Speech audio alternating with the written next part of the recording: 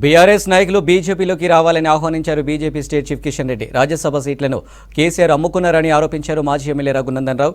గత ప్రభుత్వంలో జరిగిన అవినీతిపై చర్యల గురించి గవర్నర్ ప్రసంగంలో ప్రస్తావించలేదన్నారు ఎమ్మెల్యే పాయల్ శంకర్. మోదీ వేవ్ను డైవర్ట్ చేయడానికి కాంగ్రెస్ బీఆర్ఎస్ పార్టీలు ప్రయత్నిస్తున్నాయని అన్నారు ఎమ్మెల్యే పాల్వయ్య హరీష్.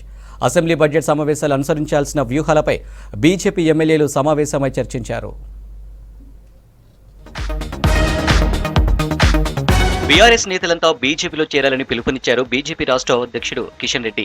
బీజేపీలోకి ఎవరొచ్చినా చేర్చుకుంటామన్నారు. బీఆర్ఎస్ కు తెలంగాణలో భవిష్యత్తు లేదన్నారు. బీఆర్ఎస్ క్యాడర్ అంతా బీజేపీలో చేరాలని ఆహ్వానించారు. తెలంగాణలో బీజేపీకి అనుకూల పరిస్థితి ఉందన్నారు కిషన్ రెడ్డి.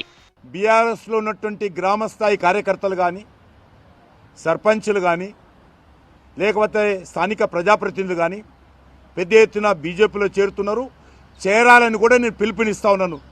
బీఆర్ఎస్కు తెలంగాణలో భవిష్యత్తు లేదు. బీఆర్ఎస్ 10 సంవత్సరాలు కేసీఆర్ కుటుంబం చుట్టే తిరిగింది. కేసీఆర్ కుటుంబానికే సేవ చేసింది ప్రభుత్వం కానీ పార్టీ కానీ.